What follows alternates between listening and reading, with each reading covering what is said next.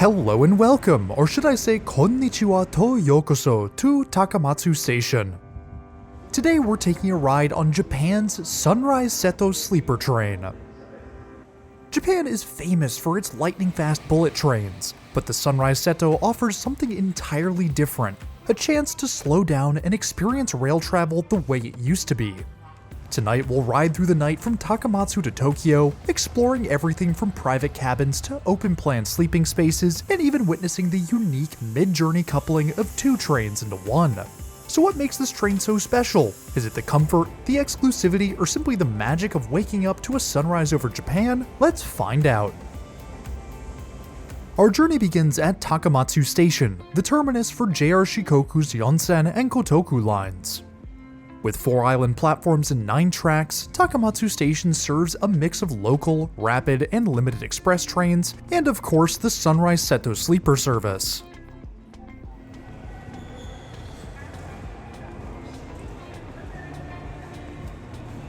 We'll be departing from track 9 on tonight's journey. Heading out to the platforms, an arrival jingle begins to play, and our train pulls in from the depot.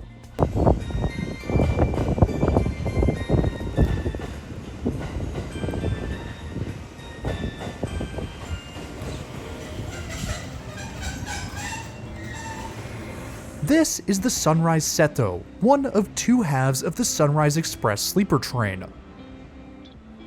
Our sister train, the Sunrise Izumo, departs from Izumoshi Station in the center of Shimane Prefecture. The 2 trains meet in Okayama around 10:30 p.m., coupling together to form the full Sunrise Express before continuing on to Tokyo. We'll be staying in car 11, room 21, a non-smoking single deluxe room and the largest room the Sunrise Seto has to offer for solo travelers.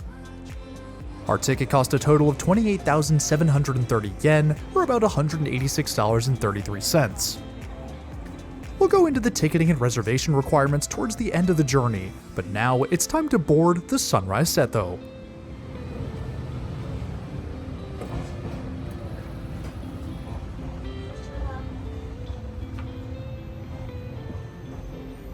And here is our room. I gotta say, I love the aesthetic of the Sunrise Seto. The wood grain everywhere makes the train feel warm, inviting, and cozy. We'll come back and take a look around, but with some time before departure, let's take a walk around the train. There are 5 types of berths on the Sunrise Seto. We'll start out on the lower price end and work our way up to the highest. The cheapest private room on the Sunrise Express is the Solo. The compartments are split into upper and lower, with just a bunk and very limited space, but at least it's private.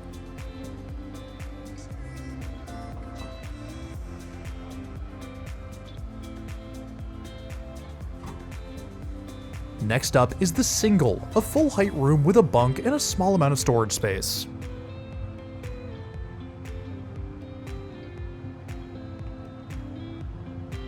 Then comes the Single Twin, with 2 bunks, the lower of which can be converted into chairs during the day, much like Amtrak's roomettes. The Single Twin and the most expensive room, the Sunrise Twin, can both be occupied by 2 passengers. Unfortunately, all of the Sunrise Twin rooms are occupied, so no footage of that, but here's a couple photos to give you an idea of what it looks like.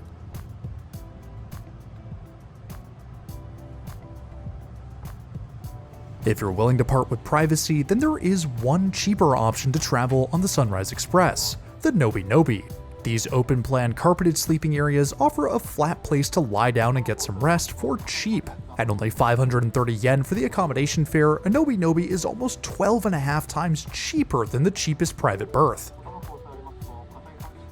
Outside of the rooms, there's a single small lounge located in car 10 on our train, where passengers can enjoy a drink from the vending machine and chat without disturbing other passengers. No food is sold on board, so passengers are required to bring their own. Departure time is upon us. Right on time, the doors slide shut and the Sunrise Seto departs for Tokyo.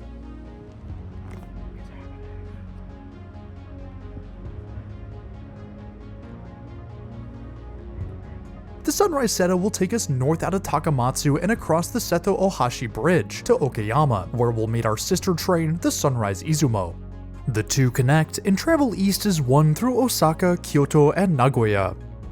The first of the morning stations comes in Hamamatsu, the Sunrise Express making stops along the southern coast of Japan before arriving in Tokyo.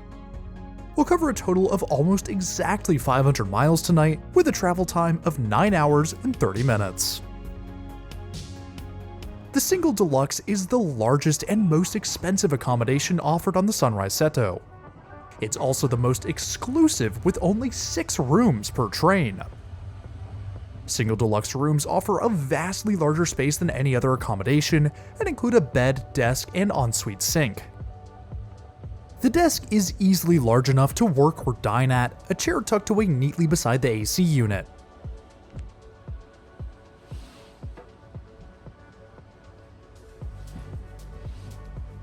A desk light, master light switch, and air vent are all found above the desk, a coat hanger placed off to one side.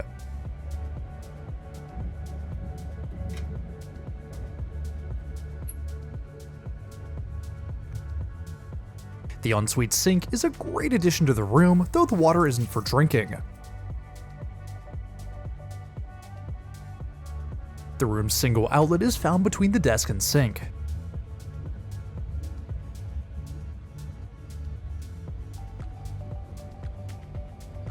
Opposite the desk is the room's sleeping area, the bed tucked in behind the door. The bed itself is fairly basic, made of a thin mattress with a pillow, sheets, and a comforter, but it is very comfortable. And it's long enough for me to sleep fully stretched out, even at 6'3". A reading light and small storage space are found at the head of the mattress, as is an infographic about the train.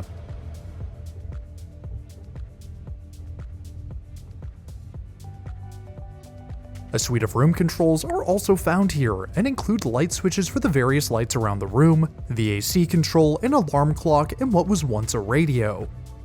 For a long time, the A rooms also included a fold-out LCD TV, though that has long since been removed as it's pretty much obsolete. And of course, there's the large wraparound window in the middle of the bed. Unfortunately, it's too dark to see much of anything outside, so we'll keep it closed.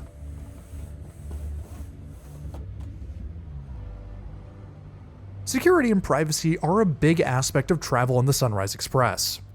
Passengers can lock the doors from the inside and can lock them from the outside too, using the keypads by each door.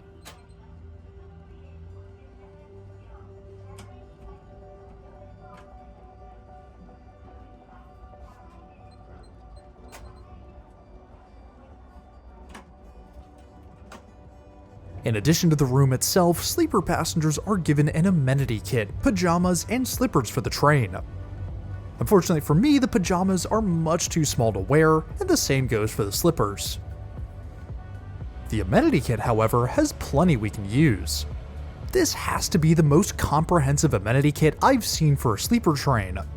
Passengers are provided with everything they might need for the overnight journey, including a comb, shaving cream, razor, shampoo, soap featuring the JR logo, a face towel, toothbrush, and toothpaste to name a few. In the center of it all is perhaps the most important part of the amenity kit, the shower card. The shower card allows us to, well, shower. Because water is finite, only a limited number of cards are sold on each train, though ours is included. We'll check out the shower in a minute, because right now we're pulling into Okayama, where the coolest part of our journey happens, the coupling of the Sunrise Seto and Sunrise Izumo. Pulling to a stop, we move quickly to the front of the train, where the crew is already working to prepare the Sunrise Seto for coupling.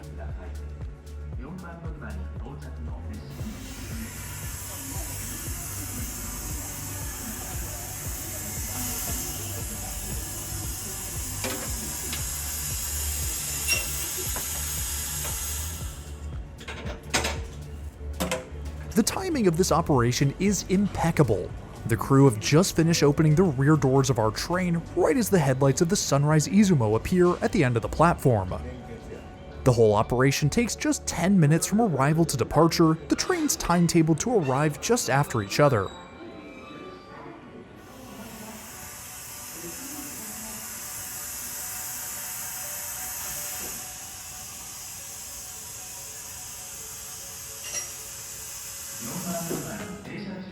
The doors swing open, the crew makes their final checks, and the Izumo is guided forward to couple on to the Sunrise Seto.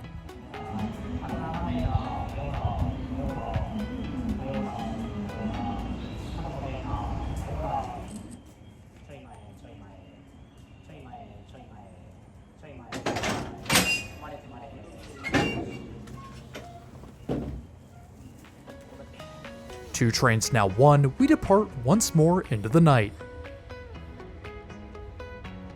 With the two trains attached, the walkable length of the Sunrise Seto is now doubled.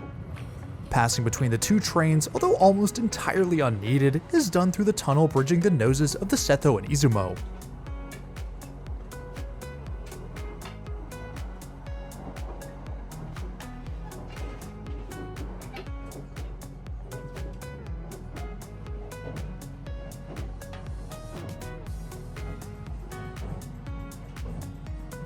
Now, while exploring this passageway, I found that access to the cab, while limited, isn't entirely closed off.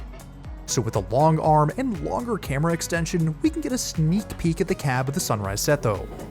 It's a small space for sure, with a single permanent chair and a folding secondary seat for the conductor. Wraparound windows aid in visibility, as does the elevated nature of the cab. The controls are limited with just a throttle, brake, and horn lever, with readouts for current draw, speed, and brake pressure. At the center of it all is a strange-looking cutout, designed to hold the driver's pocket watch. Every train driver in Japan has one, and it's one of the many ways the trains stay on time in Japan. It's been a long day and I could use a shower, so let's put that shower card to good use. Single deluxe passengers find their shower at the end of car 11. The shower is of course divided into wet and dry. The dry side includes towel basket, trash can, hair dryer outlet, and card reader for the shower.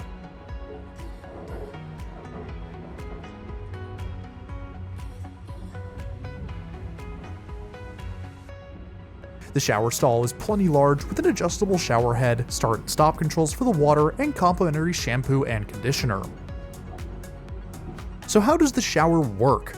First, you insert a shower card into the reader, which activates the shower. Passengers then have 6 minutes of water, as controlled by the start and stop buttons on the wall.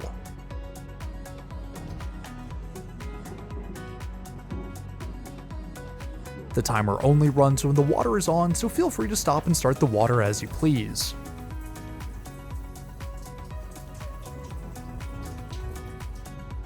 When you're done, just take your card back from the reader, press the shower clean button, and exit the room.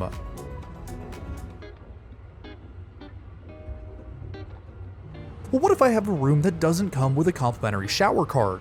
Well, I'm glad you asked. Shower cards are sold in a very limited quantity from a vending machine in car 10 for 330 yen, and can be used in the B-room shower found in the same car. On the opposite end of the car from our shower are 2 bathrooms and 2 sinks. The bathrooms are, as expected, spotless, with the usual suite of toilet and small sink. Full-size sinks are found in the hallway, as is the case for trains in Japan.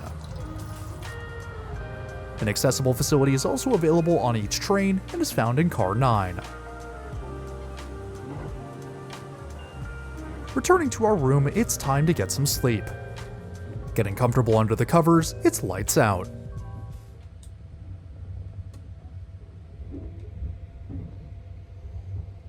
The morning greets us just west of Tokyo, having slept very well overnight.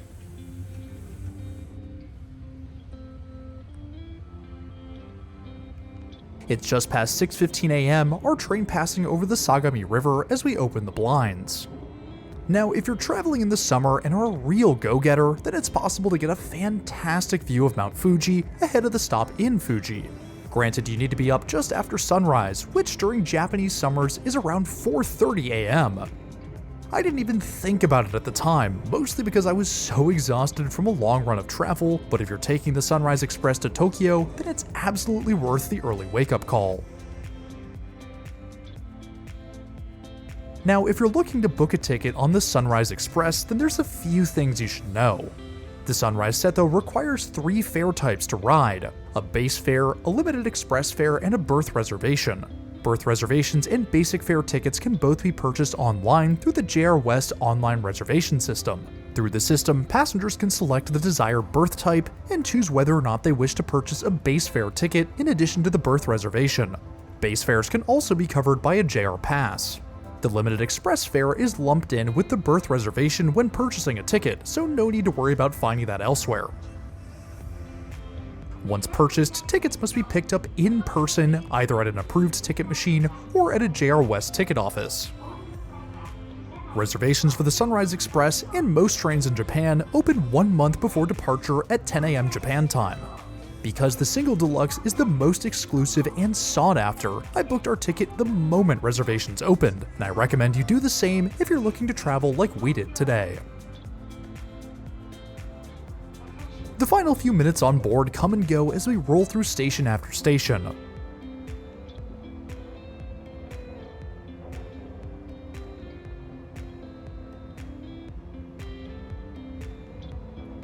Our tracks meet up with the Tokaido Shinkansen, the Tokyo arrival announcement beginning shortly after, marking the end of our journey on the Sunrise Seto. We will soon be arriving at the Tokyo terminal. Thank you very much for using the Sunrise Seto and Sunrise Izumo today. We look forward to serving you again.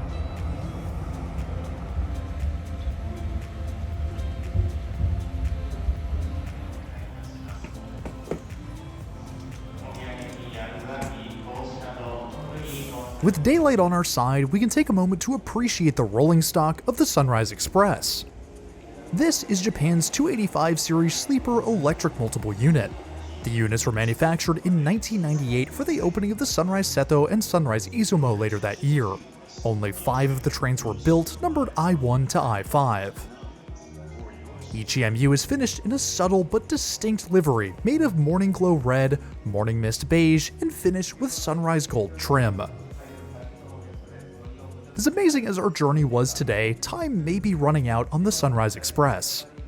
Passenger numbers have slowly been dropping on the service, so who knows how long it will be before the last bastion of Japanese sleeper trains falls in favor of the ever-popular Shinkansen. Would you take a ride on the Sunrise Express? Let me know in the comments below. With our journey now at an end, it's time to bid farewell to the Sunrise Express and bring today's video to a close. I hope you enjoyed our night on board Japan's last great sleeper train. I know I sure did. From its cozy interior to comfortable bed and high quality amenities, this has to be one of the best sleeper journeys I've ever taken. Next week, we'll be in France for a first-class ride on the TGV Ennui, France's world-class high-speed train.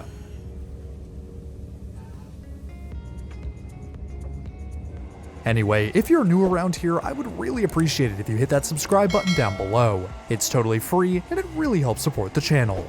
I want to give a huge shout out and thank you to my loyal patrons and members. Y'all are amazing, and your incredible generosity is always greatly appreciated. If you too want your name in the video, or just want to support the channel in more ways than one, then head on over to the links in the description below. But anyways, that's all I have for today. Thanks for riding with me, and I'll see you in the next one.